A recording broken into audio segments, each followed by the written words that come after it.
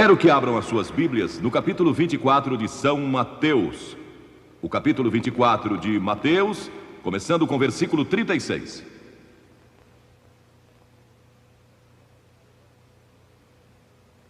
Mas a respeito daquele dia e hora ninguém sabe, nem os anjos dos céus, nem o Filho, senão somente o Pai. Pois assim como foi nos dias de Noé, também será a vinda do Filho do Homem. Porquanto, assim como nos dias anteriores ao dilúvio, comiam e bebiam, casavam e davam-se em casamento, até ao dia em que Noé entrou na arca. E não o perceberam senão quando veio o dilúvio e os levou a todos. Assim será também a vinda do Filho do Homem. A pergunta que eu quero fazer hoje é esta, e eu vou respondê-la de acordo com a Bíblia. O mundo vai chegar a um fim? O mundo vai chegar mesmo ao fim um dia? Há pessoas que acham que alguns de vocês jovens que estão aqui hoje verão esse momento. Talvez aconteça durante nossa vida. Metade dos americanos entrevistados para uma pesquisa há 2 meses declararam acreditar que uma guerra nuclear vai acontecer em nossa época. Logo depois do sequestro do avião da TWA, voo 847, convocaram uma conferência mundial de peritos em Washington para discutir a real e terrível ameaça do terrorismo nuclear. Uma organização terrorista se apossando de armas nucleares e começando uma reação em cadeia que poderia destruir grande parte do mundo. Poderia acontecer? O Dr. Carl Sagan declarou em uma rede de televisão que o consenso atual de opinião de físicos nucleares é que bastariam 100 das bombas em existência para lançar o hemisfério norte no inverno nuclear, depois de destruir 1/3 da raça humana e deixando a Terra coberta por um manto de trevas. Um dos grandes sucessos de Hollywood há alguns anos atrás foi o Cavaleiro Pálido, cujo subtítulo foi uma citação vinda diretamente do livro do Apocalipse, e o inferno o seguia. Um cientista alemão disse que já se tornou possível despovoar a Terra. Historiadores como William Volk dizem que o dia do juízo está próximo. Mas então percebo algo assombroso para mim, chocante. Há um estranho silêncio por parte da igreja quanto ao que a Bíblia ensina. Há líderes da igreja que, como eu, defendem a redução ou destruição de todas as armas de destruição em massa. Não sou um pacifista, nem a favor de desarmamento unilateral. Mas eu creio que podemos chegar a um acordo quanto à destruição de todas as armas de destruição em massa, se nossa atitude for certa. Foi por isso que Jesus disse: importa-vos nascer de novo. Nosso coração é enganador e desesperadamente corrupto. Quem o conhecerá? Disse Jeremias. Mas sabem, a Bíblia não ensina que o mundo vai chegar a um fim. A Bíblia ensina que esta era terá um fim. A era do Espírito Santo. A era em que nos encontramos hoje e que uma nova era será estabelecida. Em outras palavras, assim como você troca seu carro velho por um novo, Deus vai trocar este sistema maligno atual, que chamamos de cosmos, um sistema mundial, vai trocá-lo por uma nova era. E essa nova era será a era do reino de Deus. E essa nova era vai prevalecer. Vamos ver o que diz a Bíblia. O Novo Testamento menciona o novo nascimento 9 vezes, arrependimento 70 vezes, batismo 20 vezes. Mas alguém disse, eu não contei, por isso não sei se isso é um exagero ou não. Mas alguém declarou que a segunda vinda de Cristo é mencionada mais de 380 vezes. O que eu sei é que é mencionada com frequência. Cristo disse, como foi nos dias de Noé, também será a vinda do Filho do Homem. Agora, a história de Noé popularizou-se novamente na ficção e em quadrinhos. Na verdade, a programação de TV do jornal Los Angeles Times esta semana falava a respeito dos animais da Arca de Noé. O quadro da civilização nos dias de Noé está descrito no livro de Gênesis, em seu 6º capítulo. Diz que o povo era cheio de maldade, imaginações perversas, corrupção, violência. Toda a imaginação dos seus corações era má. Isso não se parece com nossos dias? Não podemos deixar de imaginar maldade quando assistimos muito à televisão e vemos tanta violência e crime, e lemos a respeito de crimes em nossos jornais todos os dias, pessoas que são assaltadas e assassinadas e roubadas e tudo mais o que acontece. Isto nos preocupa, pois entra em nossas mentes e nos enche de temor. Era um mundo em que o casamento fora deturpado e a perversão sexual prevalecia. Era um mundo em que a violência prevalecia. Recentemente, na Conferência Internacional de Mulheres, patrocinada pelas Nações Unidas em Nairobi, a questão da violência contra as mulheres foi frequentemente discutida. E violência contra crianças, pessoas que maltratam seus filhos. Os crimes e a violência estão continuamente aumentando. Este é um mundo de religião em decadência. Não falo só do cristianismo, porque quase todos neste mundo são religiosos. Todo mundo. Mas é um tipo decadente de religião. Não é a verdadeira fé em Deus. Mas também é, e era então, um mundo ameaçado pelo julgamento de Deus. Deus disse: vou julgar esta geração. Agora Deus disse: vou julgar o mundo, vou fazer com que chova por 40 dias e 40 noites, e vou destruir o homem que criei, por causa de sua maldade. E vou começar com a raça humana outra vez. Mas então Deus viu um homem, em meio a toda aquela sujeira e maldade, violência e perversão, viu um homem que servia a Deus. Seu nome era Noé. Noé ousara andar com Deus. Ele tinha fé em Deus. E verdadeira fé mostra como você vive. Ele vivia uma vida disciplinada. E era um homem de integridade moral. Ele adorava a Deus. E ousou servi-lo. Ele era um não conformista. Zombavam dele em seu lugar de trabalho. E zombavam dele nas reuniões sociais às quais comparecia. Seus vizinhos e amigos não conseguiam entender. Eles diziam que ele era estranho, porque falava a respeito de Deus e orava e cria em Deus. Cria que Deus controlava o mundo. A Bíblia diz que pela fé, Noé, note, pela fé Noé, sendo advertido por Deus sobre coisas que ainda estavam por vir, movido de temor, preparou uma arca. Deus disse: vou mandar um dilúvio, mas tenho que salvar Noé e sua família. Noé vive para mim, e Deus não pode julgar uma pessoa que vive para Ele. Uma pessoa que chegou a Cristo e à cruz, que recebeu o perdão dos pecados e que vive para Jesus Cristo, não pode ser julgada. Já nenhuma condenação há para os que estão em Cristo Jesus. Você nunca comparecerá diante do trono do juízo.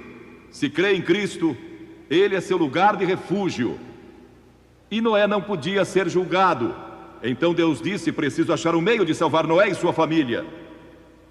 Então Deus veio a Noé um dia e disse: Noé, eu vou destruir o mundo e começar outra vez. Quero que construa um grande navio e que o faça de cipreste. Cubra-o de piche por dentro e por fora. Faça-o de 150 metros de comprimento, 25 de largura e 15 de altura, com 3 andares. E põe uma janela e uma porta. E comece logo. Vocês podem imaginar como aquele povo zombou? Construir um imenso navio, tão grande quanto o moderno transatlântico, no meio do deserto, onde nem havia água. Mas Noé, eu imagino, era membro do sindicato, então conseguiu alguns operários. E começaram a construir aquele navio. E imagino que tenha se tornado uma grande atração turística, como a Disneylândia. Pessoas vinham de todo lugar para ver aquele homem maluco, construindo um navio no meio do deserto. E sua única base era a palavra de Deus, nada mais. Agora, hoje em dia, Você e eu temos a palavra de Deus que prediz o futuro juízo de Deus sobre o mundo. Mas também temos todas as evidências científicas do que pode acontecer. E provavelmente vai acontecer, de acordo com muitos dos nossos cientistas e líderes políticos. E se houve uma época em que o coração dos homens tremeu de temor devido à incerteza do futuro, sem que ninguém soubesse o que fazer, é hoje. E se não encontrarem uma resposta, adeus. Isso se Deus não intervir. E é exatamente o que vai acontecer. Deus vai intervir. Cristo vai regressar. E esta é a gloriosa esperança que todos temos no coração.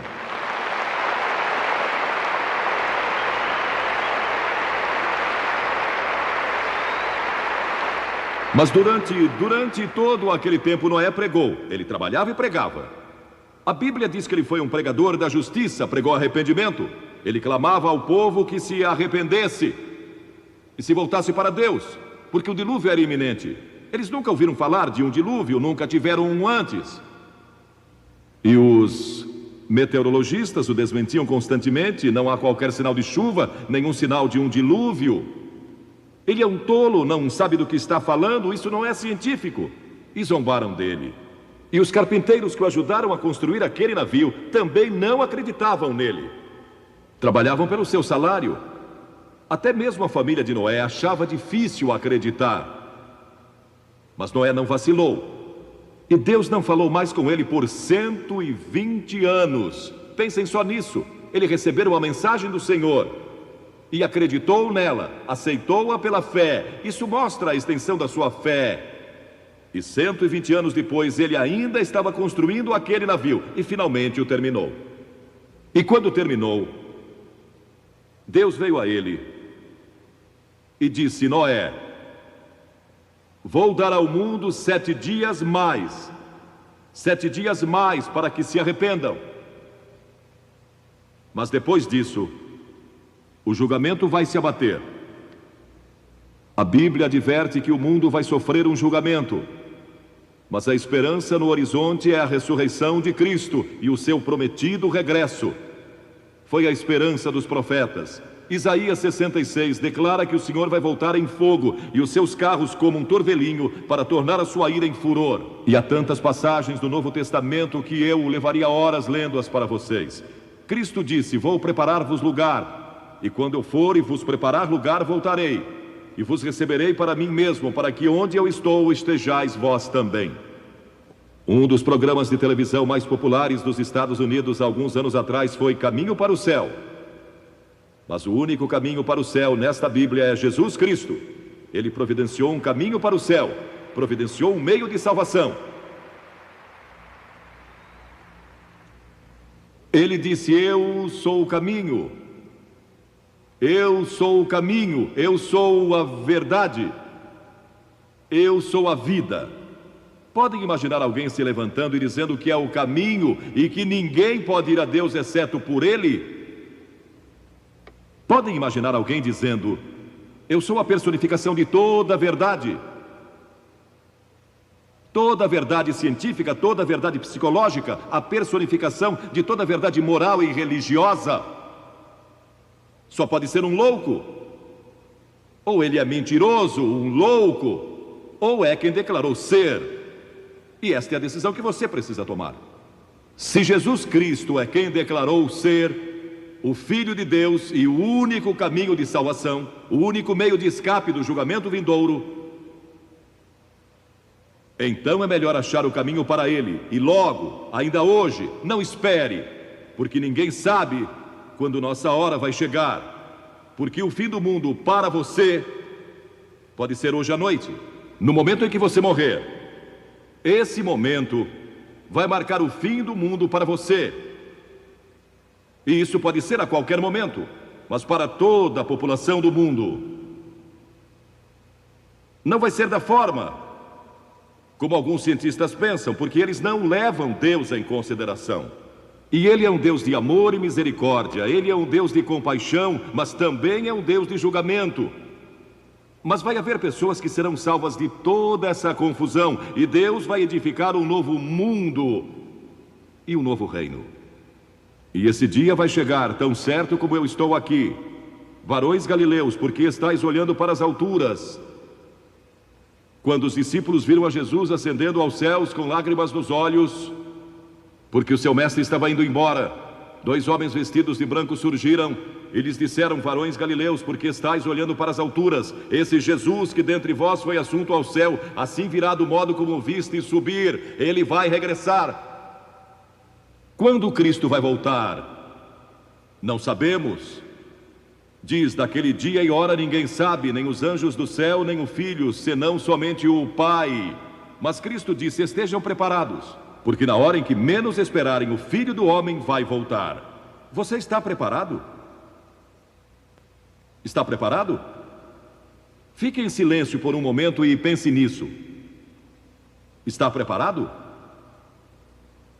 Em Amós 4 lemos: prepara-te para te encontrares com o teu Deus.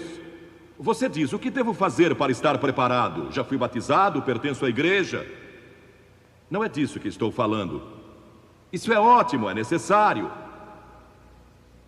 Mas você realmente recebeu Cristo em seu coração como Senhor e Mestre? Você se arrependeu? Arrependeu-se dos seus pecados? Arrepender-se significa mudar de direção, mudar sua vida, suas atitudes, a respeito de Deus, de si mesmo e dos outros. Significa um novo estilo de vida sob o senhorio de Jesus Cristo. Significa amar os oprimidos.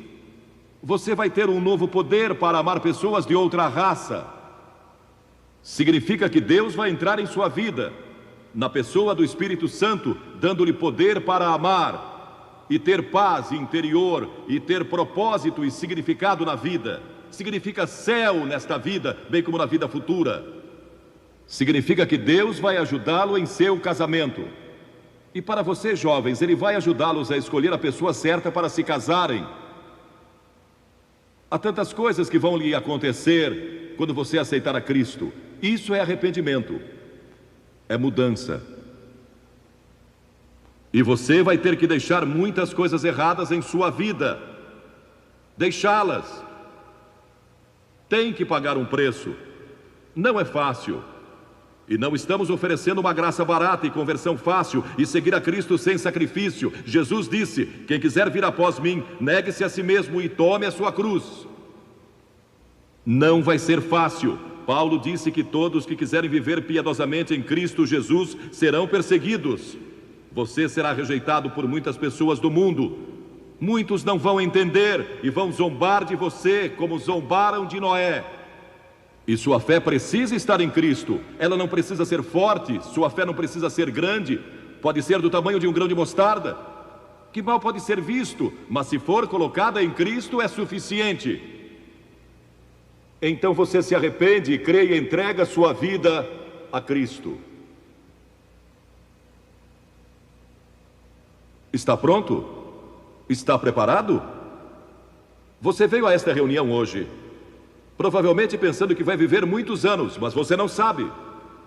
Na Inglaterra, no ano passado, uma mulher estava a caminho do estádio e tinha resolvido que naquela noite ia se decidir e entregar sua vida a Cristo, mas teve um ataque cardíaco a caminho do estádio e morreu.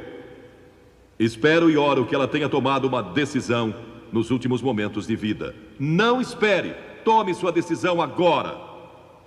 Talvez nunca mais vejamos algo assim no sul da Califórnia. Talvez nunca mais haja um momento em que você esteja tão perto do reino de Deus como hoje.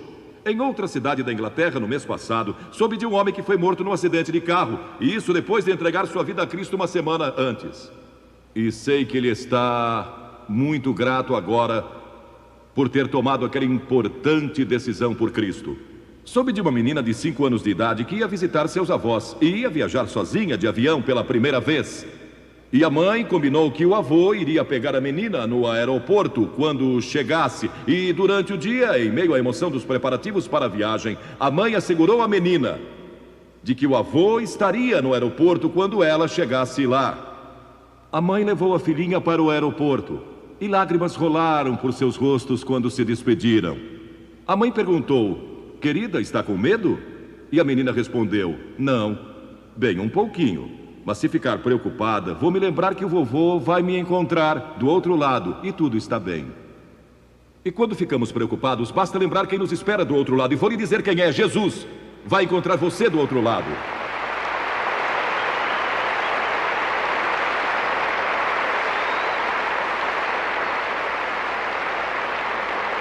Você pode se decidir hoje. De Sheffield, na Inglaterra, no mês passado, uma senhora me escreveu que há um ano atrás seu casamento de 21 anos estava se desmoronando. Os papéis do divórcio estavam assinados. O marido estava nas passeatas da greve dos mineiros. E a família tinha que viver do seu salário de enfermeira. E ela estava tendo um caso com outro homem. Sua filha estava tendo sérios problemas emocionais por causa de desemprego e da situação familiar. O filho de 13 anos já estava envolvido em crimes. E um ônibus com um grande slogan passava por sua casa todos os dias e dizia: Billy Graham, vale a pena ouvir. Foi o que usaram como slogan daquela cruzada em Sheffield. E passava pelo lugar das passeatas, onde estava o marido, dia após dia. E aquilo perturbou-o tanto e não o deixou em paz. E finalmente ele não aguentou mais e disse: vamos lá, vamos ver o que esse Billy Graham tem a dizer. E com relutância foram com ele para ouvir o Evangelho. Eles todos aceitaram a Cristo. Foram perdoados, transformados, e seu amor foi restaurado pelo poder do Senhor Jesus Cristo. E isso pode acontecer com você hoje.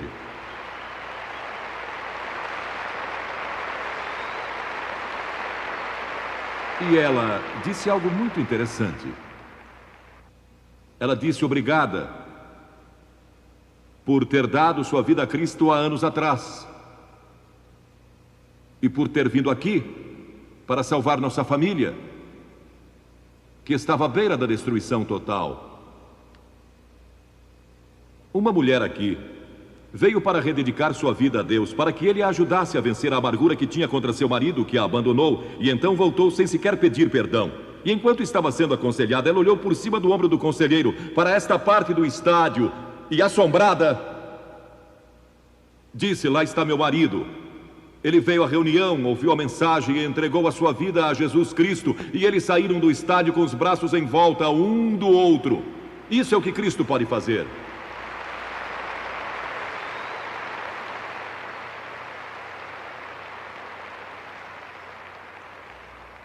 Um técnico de uma grande companhia de 32 anos de idade aceitou a Cristo na outra noite. Ele disse: o dinheiro se tornou um obstáculo entre Cristo e eu. Quero entregar a Ele meu amor pelo dinheiro. Quero que Ele seja o Senhor da minha vida. E um estudante da universidade aqui disse: vi todos esses cristãos que pareciam tão felizes e pensei: algo está faltando na minha vida. Vou até o estádio para ver o que é. E ele veio e encontrou em Jesus Cristo como seu Salvador e Senhor. Um jovem de 21 anos, que nasceu na China e cresceu na Coreia, veio esta semana ao estádio aqui em Anaheim e deu sua vida a Cristo e disse: eu devia ter feito isso anos atrás, mas eu não sabia. E eu podia contar história após história, temos pilhas delas, de conselheiros relatando o que está acontecendo aqui e agora e que pode acontecer com você hoje. Você diz: Billy, você tem convidado as pessoas a virem à frente para tomarem uma decisão, mas não pode fazer isso com todo esse povo aqui. O que vai fazer? Pois vou explicar, tudo está planejado. Vou pedir que ninguém saia deste estádio agora. Isto é muito importante. Vamos fazer silêncio. Todos quietos. Eu peço às pessoas que venham publicamente, porque toda pessoa a quem Jesus chamou, Ele a chamou em público. Ele disse: se você não está pronto a me confessar diante dos homens, tampouco eu o confessarei diante do meu Pai que está nos céus. A única exceção a isso teria sido Nicodemos. Não sei ao certo se aquela foi a noite em que ele tomou sua decisão. Ele foi ver Jesus à noite. Mas todos os outros a quem Jesus chamou, Ele o fez publicamente diante de todos.